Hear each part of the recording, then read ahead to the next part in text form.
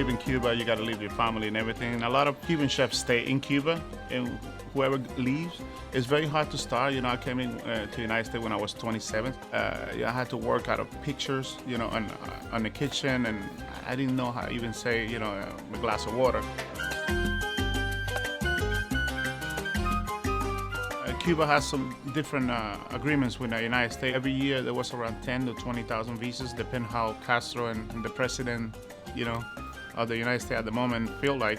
And then, you put your name in there, and then when you get picked, you got to go and interview and make sure that you're not going to live out of welfare in the United States. You got to present who you are, what you do, and things like that. And based on that, not when you win the lottery, it doesn't mean you leave.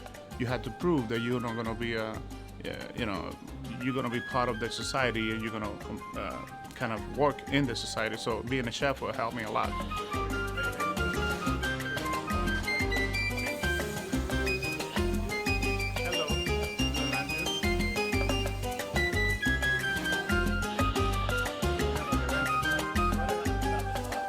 When I moved from Havana to the United States, of course, it was a big shock for me. I mean, it's the first time I get on a big plane. That was the first thing, and get into the United States, the first thing when I walked out, it's cars everywhere, and going to a supermarket was like very shocking to me, yes.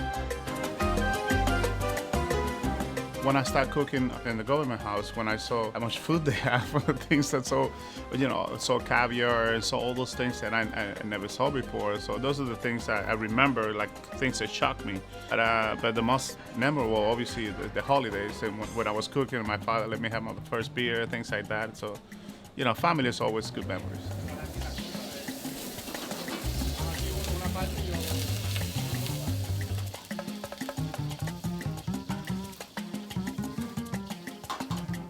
2006, I took a big job on the Keys, which was my opportunity to do my cuisine, and it was a private island. And I stayed there for around 5-6 years. And then Jeffrey, the owner of Asia de Cuba, he was looking for a Cuban chef, and I have a great article in the Miami Herald talking about Cuban chefs, and then he read it, and 2 years later he contacted me to join the team because he wants to have a real Cuban chef to relaunch and do the concept again.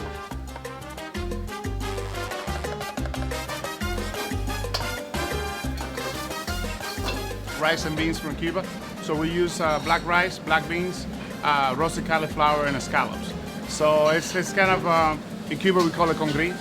So in Spain, because we have a lot of Spanish influence in our cuisine, so the black rice is done with squid ink, and this one we use just the garlic aioli. So it's kind of a take on the Spanish, Cuban, and the Chinese, obviously, because we use the forbidden rice. Basically what I did was I took and I make it more fresh, more modern. We don't use butter, we use a lot of olive oil, lime juice. We have a lot of ceviches and salads, and it's more what people are eating today. It's healthier, lighter, because my idea is when you have a meal, and then after that you can go out and go to a party, go to a club, to a bar, instead of just eating a lot of food and heavy food and just kind of fall asleep in the restaurant. So my idea is kind of in that direction, to make it healthier and lighter.